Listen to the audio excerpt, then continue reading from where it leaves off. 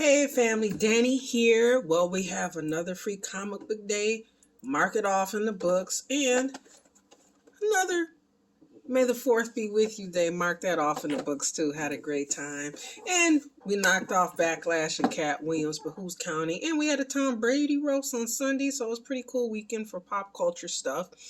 But I wanted to go over Blood Hunt and some of the other comics. In fact, with Blood Hunt, we're going to do issue 1, which premiered that previous Wednesday, last Wednesday, and we're going to do the free comic book day. And there are going to be spoilers. So if you have not read Blood Hunt, stop right now and come back. Please come back. But if you have, come along for the ride because, like I said, spoiler alert, there will be spoilers. We'll be doing that at the end. So we're going to start off with one that I got. I got them all in a little pile here. And that was this one, which is always a winner for me because, of course, I love anything Archie. I've been an Archie fan since like forever, like my whole life, because Archie's been around for a very long time. Not saying that like I've been, you guys know what I'm talking about. But anyway, it's kind of like Scooby-Doo, right? Like for most of us, Scooby-Doo's been around for as long as we can remember. So whenever I see Archie Horror, that's always a winner for me. And with this one, we get a cool Robert Hack cover. You can't go wrong with him. And he just announced with this, we're going to get for the new one, because of course this is continuing, we're going to get the Curse Library Alpha. And that is around September. And then he said we're going to get Unbound Omega in September. So we have, is it September or October? I think it's September and October. But it's coming. He announced it on his Instagram. So this one I love. We've got Madam Satan and Jinx. Now, I love this pairing because they have a lot of similarities, but then they don't. Obviously, age is not, they're disparate in age, but they've both been through a lot. But the big difference is with Madam Satan is her determining factor in life is power. She doesn't have family. She doesn't have friends. She has minions, lackeys, cronies at best, where Jinx, on the other hand, does have family and friends. She's got a BFF, Miss Danny Malloy. Love that name, by the way. And, she babysits. She's got a full life. I mean, she cares about people. There are people that she cares about, where Madam Satan doesn't have that. So to see these two characters kind of thrown together, trying to figure something out, even though they both have like a lot of trauma in their background, but they've both dealt with it in totally different ways. Pretty much because, Madam Satan, where's her support system? She does not have one, and nor does she seem to want one. She's good. So seeing these two characters get thrown together, I love it. I also love about this book, say you're a newbie and you're not familiar with Archie Horror or any of these characters. Well, you always get a turning the pages where they talk about how the book came about, who worked on the book, which is always very interesting. And this one as well, we have a breakdown of the different characters, which, like I said, if you're new and you've never seen, like, who is Jinx Holiday? Who is Madam Satan? You get an idea. Who is Pop Tate? These are all the people, most of them, who have figured prominently in the Archie Horror series. And, of course, we always get, callbacks to past books. Final Girl was a good book. Camp Pickens was good, too. The upcoming Judgment Day, which is going to be a 3-parter. I already have that on my pull list. Archie Horror, like I said, is a no-brainer. At my LCS, they know pretty much automatically that's going to be on my list. So even if I forget, one time I actually did forget, I can't believe it. It was in my file already. So, they were ahead of me. So this is a winner. I love this. Like I said, if you're not an Archie fan, try it. Just try it. And I think that you'll really, really enjoy it. And like I said, it gives you great background info on that one. So that one is definitely a winner there. The next one I want to talk about is Spider-Man Ultimate Universe. Now this one gives us a little peek. It gives you 2 separate stories.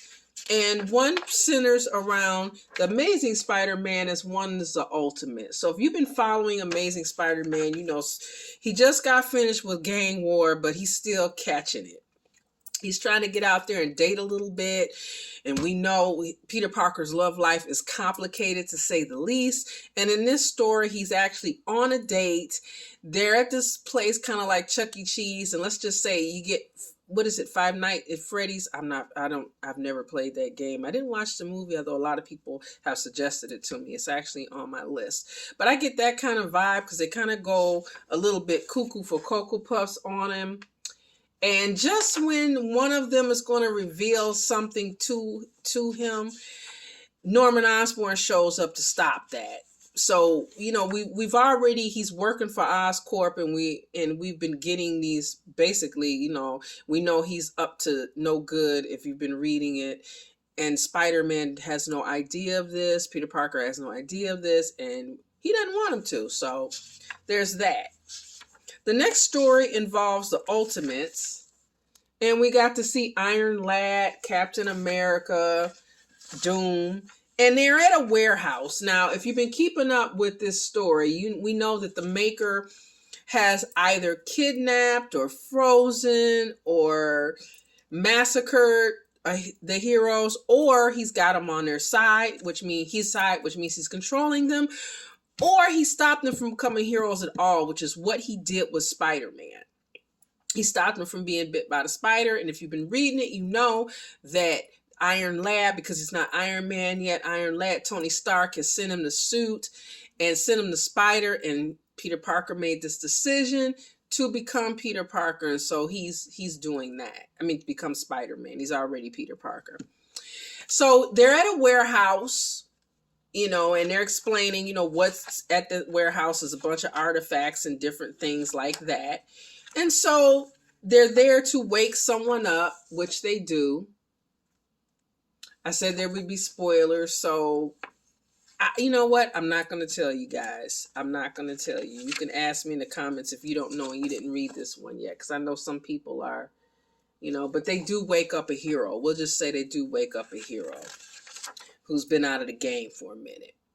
So that's what they're doing, because right now, that when the Ultimates, you know, appear on the scene, that is going to be Thor and Iron Man, Iron Lad, Captain America, and they're all getting more people together because they're trying to fight the Maker who's been controlling the world. And we've been seeing this all across the world: the Ultimate X-Men, the Ultimate Black Panther, and of course, Ultimate Spider-Man. We also get a little taste of the upcoming, you know, the Venom series that's going to be coming up. So we get a little taste of that as well.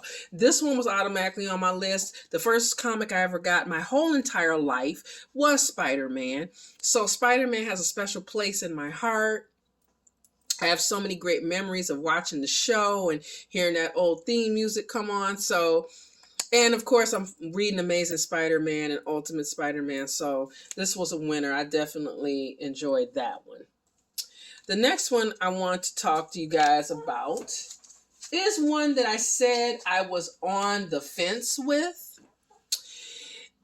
Well, I didn't say I was on the fence with it. I said that it had a lot of promise to me, but I have to say, after reading it, I'm a little bit on the fence. And that was Romeo versus Juliet, a Kill Shakespeare adventure. Now, Anthony DeCole is the writer here. And I loved what he did with one of my favorite IPs. I'm going to show you guys. This young lady, Miss Nancy Drew and the Hardy Boys. He did a two book arc with this and I really enjoyed it, because this is something that's been around for a very long time, just like Riverdale. And when you hear about somebody picking this up, you wonder, okay, they're going to make it too modern? Are they going to take away the things that we love? Are they going to add some cool things? And he managed to really give a very film noir, dark story, and he did a great job.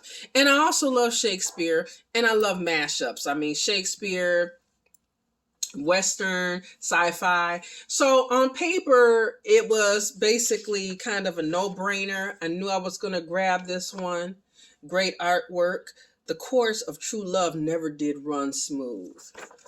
Always great artwork in his books. but it just didn't grab me. I can't see myself putting it on my pull list for me personally.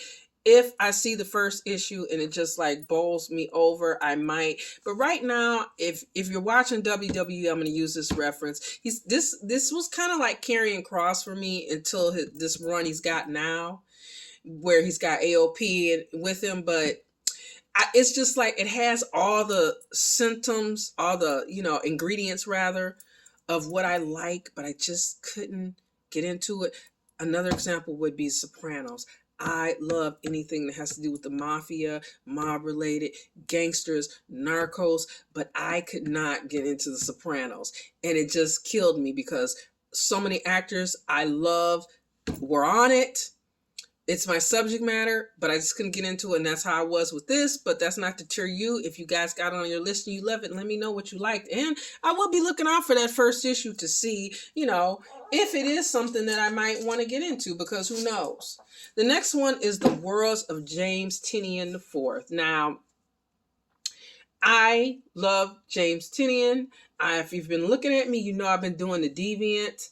He did Something That's Killing the Children. He is a great writer and he does not miss. And in this book, we have a little sample of 3 different stories that he did.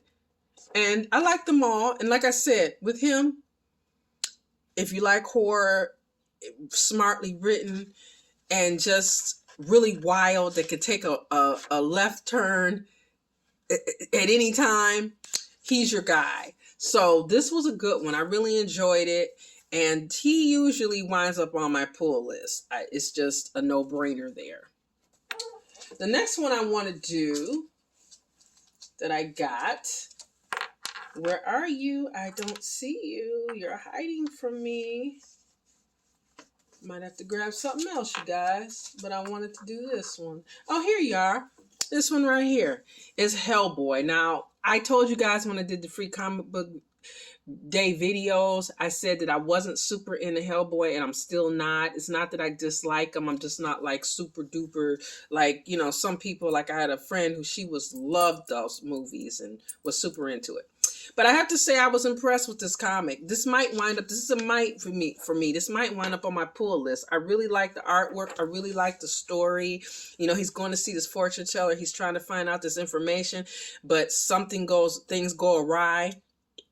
And of course, so I really liked it, and I'm intrigued to see what happens and what winds up happening. It also had a Stranger Things story. We have Argyle, who is and he's not coming back. And I know some people were divided on him on the last season, but I actually liked Argyle. He's riding around, with Will's bro, and they're talking, and he's kind of telling stories that tall tales. And he's like, well, that may or may not have happened. And it's just fun. It's funny. You can see this happening on the show, them delivering pizzas and him telling these stories. So I thought that was very entertaining. And that was a nice, fun one, right? Now, of course, it was May 4th, right? There were 2 Star Wars comics that were offered for free comic book day. And of course, I had to get one, and I got this one. Now, I have to start off by telling you guys that I have historically not had a lot of Star Wars comics on my pull list.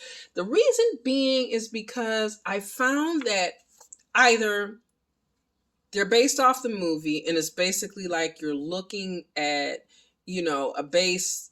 It's like paint by numbers. It's like this scene, that scene, this scene. And I'm like, okay, can you show me something new or maybe embellish on the scene? Give me a little bit extra. Or I get bored because I feel like the story takes a wrong turn somewhere. Maybe in issue 46 or 42 or 37. And I just don't. If you guys know of some runs that you can recommend to me, I would not hesitate to get a trade book because I do love Star Wars. But that's just how it's been for me. The last Star Wars book that I got and I didn't finish, this one was The Mandalorian. So that gives you a timeline. And before that, I can't remember. But I did have that on my pull list, and I kind of got a little disenchanted with the comic on that. So for the same reason, because I felt like I've seen the show. I just saw this. And I understand that it's based on the show, but I kind of was hoping I'd get a little bit. Maybe I tapped out too early. I don't know. You guys can tell me. But this one had all the characters that we love, Lando, Leia, Luke. Well, some people do love Darth Vader, but and so it had two different stories: Return to Echo Base and The Curse. I like both of these stories. I mean, we had, like I said, all our main people. They're in perilous situations, doing fighting stormtroopers and things like that. My favorite story was the last one, was The Curse. I really liked that one. And in fact, that one is kind of making me, it's going to be continued in, Darth Vader 46. And I'm thinking about picking that up because I was intrigued by that particular story. And for me, it was a new character. May not be a new character, but the character that, they introduced. So if you're a Star Wars fan, I'm sure you got at least one of them, if not both of them. We can't get everything, so I chose, and I'm like, okay, I know this was the one that I was looking at, because the other one was based on the young adult show, which is cool, but I mean, I was more interested in this, so that's the one that I chose. The next one that I want to talk to you guys about is another one that this is probably going to wind up on my pull list. I know I said when I did Free Comic Book Day video on this one that I was disenchanted with the modern version of Conan. And historically, I have been. I don't think that they have done as great a job as pulling him into, we'll just say, the new world, as they've done with Red Sonja, as they've done with Sheena, as they've done with, Xena, Warrior Princess. I just feel like with those characters, nobody pulled me in. It's been a while since I had a Conan comic on my pull list, but I enjoyed this one. I enjoyed the artwork. I enjoyed the writing. It's a sweeping story that's got him going, across time, across worlds, in the modern world, in his age. And so I'm just really intrigued by this. I finished it fairly quickly, and I'm thinking that in the fall, I think this one is coming out, and this is from Titan Comics, if you want to put this on your pull list. I want to say, yep, this is coming out, new event this fall. Yep, this fall, starting this fall. And I think this is going to wind up on my pull list. I think this might have been what I was waiting for. I'm glad I got it. I was debating whether or not I want to grab this one. When I walked into Comic City, shout out to Comic City. I love you guys. I was debating, but I chose it, and I'm glad I chose it because I really enjoyed it. The next one I want to talk to you about that I got is Absolute Power from DC. And as you see, there's a certain woman on the cover.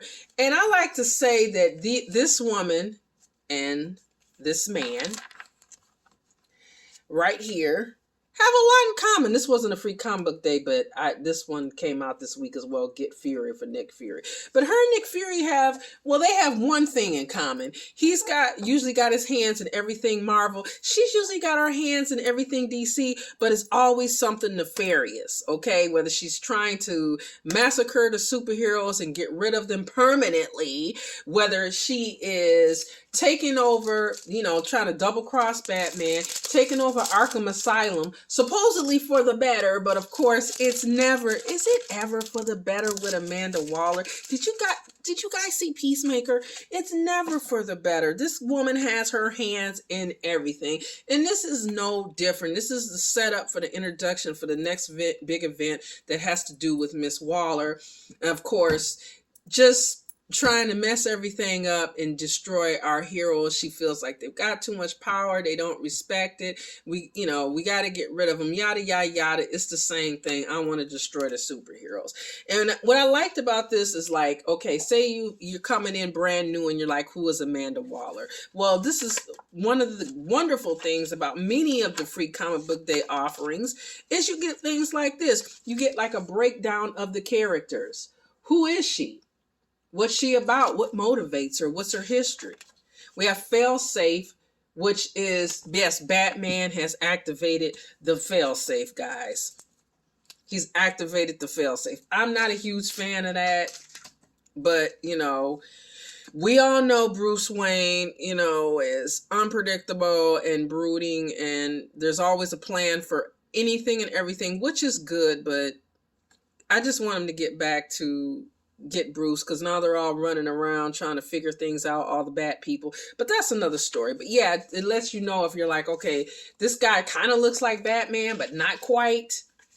House of Brainiac is going to be involved. And another thing that I liked about this one is it tells us the road that led to this. So we have the Dark Crisis and Infinite Earths. We have Lazarus Planet. We have Night Terrors. We have Beast World with the Titans. Now, I was heavily into Lazarus Planet. I like that run. I like Night Terrors.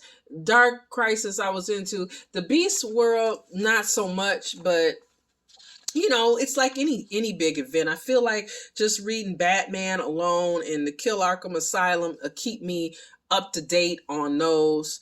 So, you know, we have great artwork in this one while she is up to her hijinks. And, you know, I like I said, I probably won't have this on my pull list. It all depends, because she's got, like I said, she's got her hand so much into everything. You can kind of vicariously keep up with it if you're reading other comics. So I know that this is going to go more in depth, but it's a maybe. I've seen some of the covers, and they've got some awesome covers coming out. So they might pull me in. I say that, but I might get pulled in. It's not guaranteed, guys. This one I really like. This was the Atlas. Reminds me of the old EC comics, if you're a fan of those. And this is basically older stories, classic stories from authors. And this one was one of my favorites, this Raven Maniac, because Stan Lee co-wrote this story. And what it's about is, if you don't know the history of comics, it's about before they started coding comics, when people were all up in arms at this flying filth that I'm holding in my hands right now. Oh my gosh, you're reading a comic? My kid is reading a comic. Oh my gosh, throw it in the garbage, burn it. You know, just people losing their mind. You know, and I loved how they showed it on Riverdale the last season when Jughead was writing for the comic book company, because that was legit. There were people running around like this guy, you know, who's barging into the editor's office to complain about how this is just, you know, garbage and trash that they're putting out. Thank the Lord that viewpoint did not win out. This was one of my favorite stories too. My second favorite, The Clock Strikes. This was kind of like these stories are a lot like, I would say, Twilight Zone-y, so, and monster stories. So like I said, if you like the old, you know, EC comics, I think you would like this book. This would be interesting to you. The artwork, the style of writing, you know, if that's something you're into, I think that you'll like it. Now, the next one that I got, this was not a free comic book, but I'm just going to talk about it real quick, was this Get Fury. And in this one, we have Nick Fury. This was, you know, being kidnapped. He, you know, this is during the Vietnam War. And of course, he has lots of secrets. And the United States does not want those secrets to be told if he gets tortured. And because they're afraid of that and they can't get to him to rescue him, they send this gentleman here, who, his name is Frank Castle, also known as the Punisher. So I had to pick this one when I see it. It wasn't on my pull list, but I had to pick that one up because I'm a fan. I'm a huge Punisher fan and Nick Fury fan. Last, but certainly not least, we are going to go over Blood Hunt. Now, that past Wednesday, the first issue of Blood Hunt appeared, right? And then we had the Free Comic Book Day issue. And some people, like, I know there were some people at the store who were confused about that. And I was explaining it to one guy. I'm like, no, you know, it's the first issue actually dropped on Wednesday, and this is the Free Comic Book Day. And I actually like when they do that, because it's like you get a great beginning to the story. The Free Comic Book Day usually gives you a little bit more meat. So this is where spoilers come in. If you have not read Blood Hunt, like I said, stop, because we're really gonna really talk about this. But this started out with a countdown, and I love stories that start out with countdowns because it's just this exciting thing. So they're calling it the Sun Death. So it's just showing you all these heroes where at this point we see them. And then we also see different places like Milan, Italy, South Korea, Canada, what else? Nigeria, different, Colombia, China, and just how the sun is dying, right? And we see like different heroes dealing with this. And of course, one of those heroes is Blade, right? I mean, why wouldn't he be involved, right? And so all this is happening. Everybody's confused. They know that the dark force is involved, but they don't know how. They don't know who's controlling it. And they don't know who has organized all these vampires. Like, they're like, what the heck? All these vampires are involved. How is this happening? What's going on? So Blade calls them. He calls the Avengers and he says, look, they're like, who is this? And he's like, it's Blade. I'm the guy that you want to hear from on a day like this. And I got a plan, yada, yada, yada. He even tells Spider-Man at one point, he's got a plan, yada, yada, yada. So he arranges to meet the Avengers. But lo and behold, he doesn't show up. And they're like, where's Blade? I think Captain America asked, where's Blade? And the answer's like, the Daywalker couldn't show up. Long story short, guys, there's an ambush. And it does not bode well for our heroes. T'Challa tries to save them, starting with Captain America. It doesn't bode well for T'Challa. And they basically, they don't show us the whole thing, but we get the gist that, okay, this didn't turn out right for our heroes. And so we're already thinking they're starting out behind the 8 ball already in the beginning. They don't know what's going on. They don't know who they're fighting. And now they just, like, a huge hunk of our heroes. I mean, the Avengers are big. They just got ambushed. Like, what's going on with this? And, Blade decides, so we got Blade. He's the one, we still don't know at this point what happens with Blade, right? Like, why didn't he make this meeting? So my first thought was, okay, Blade got kidnapped. Oh my gosh. But we kind of go to Blade showing up on Doctor Strange and Clea's doorstep. And so they're working on, well, more so Doctor Strange and conjuring up a spell to destroy the vampires. And, this is where Blade kind of walks in. So they're sitting here talking and, Blade is like telling them that the Avengers have fallen. And they're kind of like, Clea's like, man, what are you talking about, dude? Shut that noise. Nah, not the Avengers. And he's like, no, I'm telling you, they're more powerful. What they've gone up against is more powerful than them. And then he goes to break this down, right? And what does he tell them? Well, he tells them a lot of information, right? He tells them they are called the Structure. He tells them they are a vampire cult that was picking up speed and members until their leader got murdered by Moon Knight. He also tells them that now they have a new leader. Now I'm sitting here thinking, man, come on now. I don't want, to me, I always look at Blade as a hero, at most an anti-hero. But to use WWE lingo, I never look at him as a heel. He's always still a baby face, no matter what he's doing. And I'm like, please don't tell me that my Blade, Mr. Eric Brooks, has turned into a heel. I'm thinking maybe he knows this knowledge because when he was sheriff in, Dracula, maybe he picked something up about this cult. Or maybe when he was fighting Deacon Frost and he was trying to help his daughter Brielle, aka Bloodline. Or, maybe when he was fighting Adana, he picked up some knowledge and we didn't see it. Something that happened when we didn't, off camera, so to speak. But he continued, he's breaking this plan down. And then he asked Steven, he says, would you be willing to wipe out every vampire to save the world? And Doctor Strange basically gives this example, like, I'm a surgeon, and how, if he had to save a patient, like to cut off an arm or something, he would. And I guess Blade was a little bit taken aback because he says, I knew Wanda couldn't do it, but I wasn't sure about you. He even asked him at some point, even though some of them on your side, because as we know, Doctor Strange's brother is a vampire, which he tried to change, but he could not. So at this point, Blade says, well, after he tells him, I was sure about Wanda, but not sure about you. Stephen's like, well, who do you think the leader is? Do you think it's Dracula? And he's like, nah, it's nothing like that.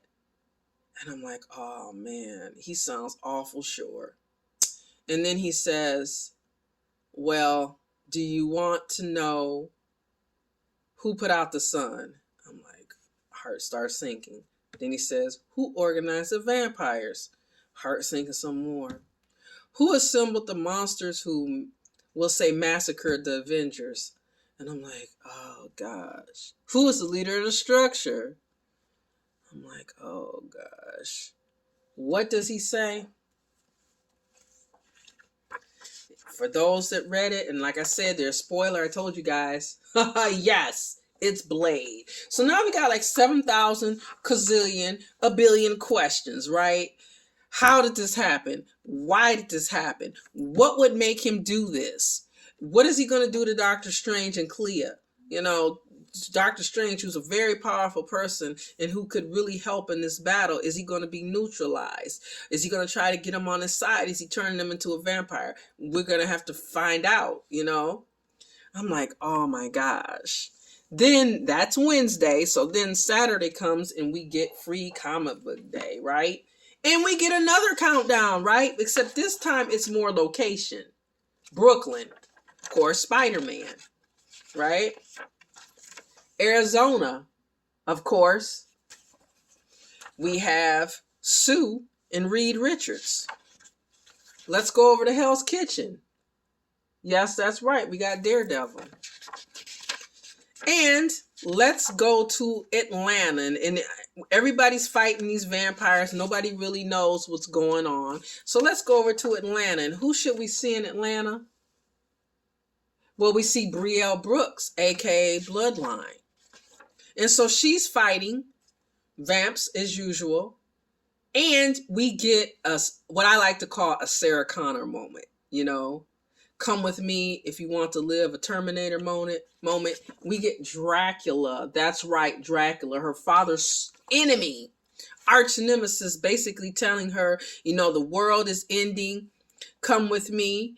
And if we are very lucky, we might save it yet. So now she's teaming up with Dracula. And it's like, oh my gosh, you guys. That is a lot to happen in just basically, well, it's 2 books, but like I said, I feel like they're like bookends. That's a lot. We've got the world ending. We've got vampires organized. We've got the Avengers down. Somehow the person behind it is Blade, and his daughter is teaming up with Dracula to try to save the world from her dad, and I'm sure save her dad. So we've got so many questions. Even the answers we have lead to more questions. And I am down for this. Like, I have a friend who was